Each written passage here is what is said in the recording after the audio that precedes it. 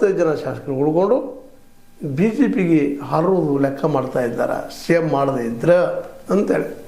ಇಲ್ಲಿ ನೋಡಿರಿ ಅವ್ರ ಮಾತುಗಳು ಒಂದೊಂದು ಗಮನಿಸುತ್ತಾ ಹೋದಾಗ ನಿಮ್ಗೆ ಅನಿಸ್ತದನ ಇವರು ಬಿ ಜೆ ಪಿಗೆ 45 ಜನ ತೊಗೊಂಡು ಹೋಗ್ತಾರೆ ಅಂತೇಳಿ. ಒಂದು ಎರಡನೇದು 45 ಜನ ಶಾಸಕರು ಯಾರವರು, ನಿಜವಾಗಿಯೂ ಆ ಲಿಸ್ಟ್ ಅದನ, ಎಲ್ಲಿದ್ದಾರೆ ಅವರು, ಅಷ್ಟು ಜನ ಬೆನ್ನು ಹತ್ತಾರ ಅನ್ನೋದು ನೂರಾರು ಪ್ರಶ್ನೆಗಳು.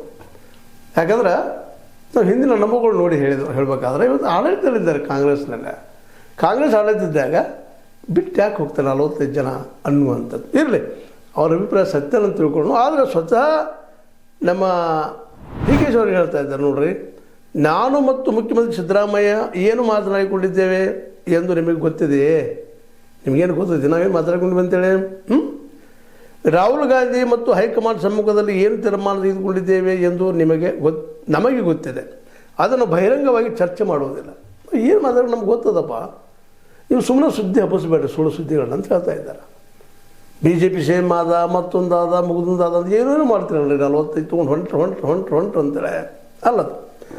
ಸಿದ್ದರಾಮಯ್ಯ ಕೂಡ ನನಗೆ ಬೆಂಬಲವಾಗಿದ್ದಾರೆ.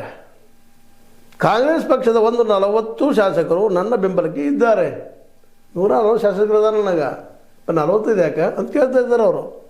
ನನ್ನ ವಿಚಾರದಲ್ಲಿ ಪಕ್ಷ ಏನು ಹೇಳ್ತದೆಯೋ ಅದನ್ನು ಕೇಳುತ್ತೇವೆ ಎಂದು ನಾನು ಮತ್ತು ಮುಖ್ಯಮಂತ್ರಿ ಒಮ್ಮತ ತೀರ್ಮಾನಕ್ಕೆ ಬಂದಿದ್ದೇವೆ.